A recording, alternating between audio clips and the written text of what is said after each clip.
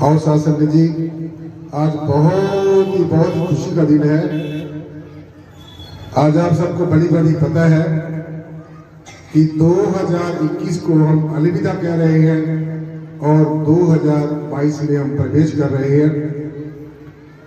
सो 2022 2022 की आपको सबको बहुत हार्दिक शुभकामनाएं और सदगुरु भगवान के पावन श्री चरणों में अरदास बेनती प्रेयर कि आपका जो ये 2022 है ये मंगलमय हो और सदगुरु भगवान आपके ऊपर ऐसे ही रहमत बरसाता रहे। सुहाओ सासंग जी, आज मुझे बहुत अच्छा लग रहा है क्योंकि ये जो नया साल है हर वर्ष सभी लोग किसी तरीके से मनाते हैं। कोई गाकर मनाता है, कोई बजाकर मनाता है, कोई हंसकर खेलकर, किसी भी तौर तरीके से मनाता है। लेकिन गांव धुलकोट के जो गांववासी हैं सदगुरु भगवान के पावन आशीष लेते हैं, उनकी पावन वाणी का प्रचार करते हैं और सुनते हैं। सो जो अपने जीवन की शुरुआत को, नए साल की शुरुआत को, किसी भी काम की शुरुआत को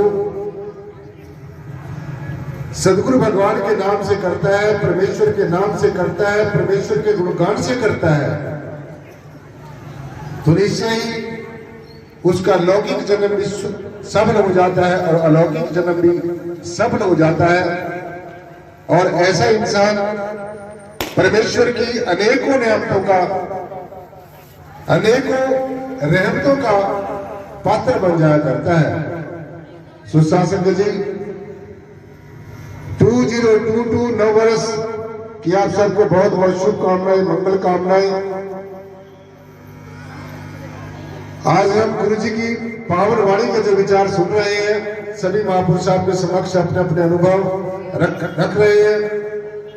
सो आओ, गुरु जी की वाणी का एक जो शब्द है मुझे याद आ गया कि हम ये सिर्फ कहते हैं, पढ़ते हैं, सुनते हैं कि परमात्मा सब के अंदर है, कण कण के अंदर है, रोम रोम के अंदर रसा हुआ है और बसा हुआ है। सो मात्र ये पढ़ने से हमारा काम नहीं चलेगा। हमने उस सच्चाई को, सदगुरु भगवान के द्वारा दिए गए संदेश को और उपदेश को बाखूबी अपने जीवन में आत्मसात करना होगा, अपने जीवन में उतारना होगा। जब ही हमारे जीवन की दशा बदलेगी और जब ही हमारे जीवन की दिशा बदलेगी। सो गुरु जी की पावन वाणी में उन्होंने समूची मानवता को, किसी विशेष जाति को नहीं, किसी विशेष धर्म को नहीं, किसी विशेष वर्ण को नहीं, किसी विशेष संप्रदाय को नहीं, बल्कि समूची मानवता को संदेश दिया है, उपदेश दिया और ये कहा है कि एको ब्रह्म है सकल माही, एको ब्रह्म है सकल माही और सकल ब्रह्म माही, रविदास ब्रह्म सब भेष माही और बिन ब्रह्म कछु नाही। यानी कि इसका सीधा अर्थ ये है, जल्दी आ जाओ। इसका सीधा शासन जी ये है कि परमात्मा सब में है, परमेश्वर सब में है और सब परमेश्वर में है। और परमात्मा कोई ढूंढने का विषय नहीं है। परमात्मा कोई आकाश से या दाएं से या बाएं से या कहीं से आपके जीवन में नहीं आएगा,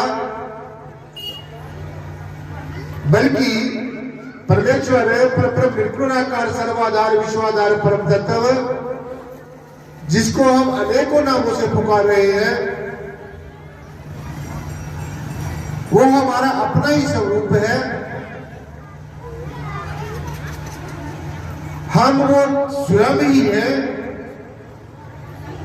और जिसको भी आज तक मिला है, जिसको भी आज तक दर्शन हुआ है, चाहे पहले युग रहे हैं, चाहे अब का समय है, और चाहे आगे का आने वाला भविष्य रहेगा, जिसको भी परमेश्वर का दर्शन दीदार होगा, जिसको भी परमात्मा के अपने अंग संग होने का एहसास होगा, अनुभूति होगी, तो सिर्फ और सिर्फ अपने साथ ही होगी।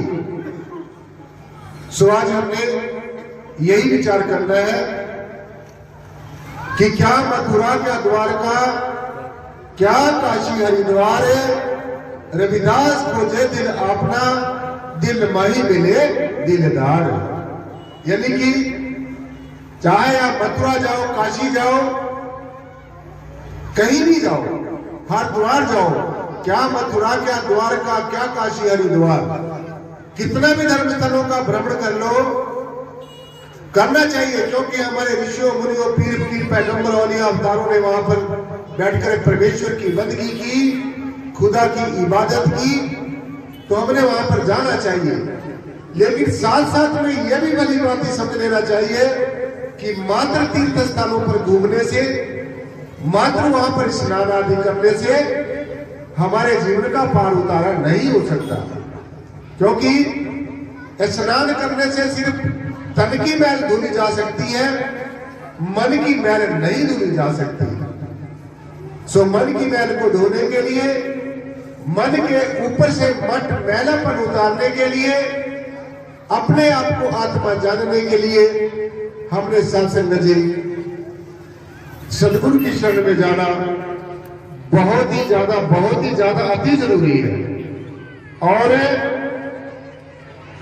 कैसे सदगुरु की शरण में जाना जरूरी है, यह काम परमेश्वर का दर्शन दीदार, परमेश्वर के साथ जीते जी मिलन करना, यह हर एक गुरु का काम नहीं है। दुनिया में अनेकों गुरु पहले भी थे, अब भी हैं, आगे भी आते रहेंगे, लेकिन गुरु जी ने यह साफ साफ हमें संदेश दिया, उपदेश दिया कि जो परमेश्वर को तत्व से जानता है, जो परमात्मा को निर्गुण और निराकार रूप से जानता है, जो परमेश्वर को सर्वाधार रूप से जानता है, सिर्फ और सिर्फ ऐसा ज्ञानवान महापुरुष ही मोक्ष और मुक्ति का अधिकारी हो सकता है। ऐसा ज्ञानवान महापुरुष ही जीते जी परमेश्वर का दर्शन दीदार कर सकता है। सो इसलिए साधु जी, आज हम सबने यही विचार करना होगा, क्या हमारा सदगुरु जिसके हम पास जाते हैं, क्या हमने कभी परमेश्वर को मिलाया है? क्योंकि जब तक परमात्मा की पहचान नहीं है, जब तक परमात्मा का ज्ञान नहीं है, और जब तक परमेश्वर का ध्यान नहीं है, तो मैं समझता हूं हमारे जीवन में जितनी भी बाहरमुखी कर्म क्रियाएं हैं, वो साफ समझी उनसे कुछ भी मिलने वाला नहीं है। तो इसलिए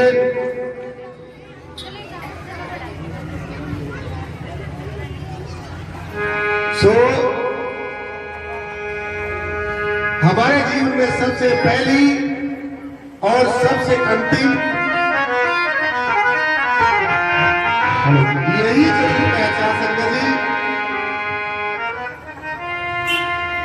हमारे जीवन में सबसे पहली और सबसे अंतिम यही जरूरत है कि हमारा सदगुरु ऐसा हो जिसने परमेश्वर को देखा हो, हमारा पथ प्रदर्शक आध्यात्मिक गुरु ऐसा हो जो परमेश्वर के बारे में जानकारी रखता हो, हमारा सदगुरु ऐसा हो जिसने पहले खुली आंखों से परमात्मा को देखा हो और फिर आंखें बंद करके परमेश्वर को देखा हो। हमारा सदगुरु ऐसा हो जिसको परमेश्वर का पूरा ज्ञान हो और अंतर्मुखी होकर जिसने परमेश्वर का खुद ध्यान किया हो।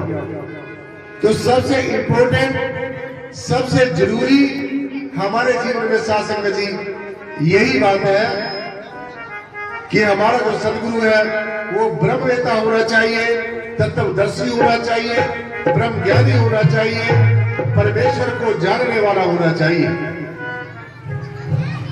सदगुरु भगवान ने हमें ज्यादातर आत्मा के ज्ञान के ऊपर और आत्मा के ध्यान के ऊपर, दोनों बातों के ऊपर जोर दिया है। हमारे वेदों, शास्त्रों, ग्रंथों, परिष्ठों, प्राणों, महापुराणों में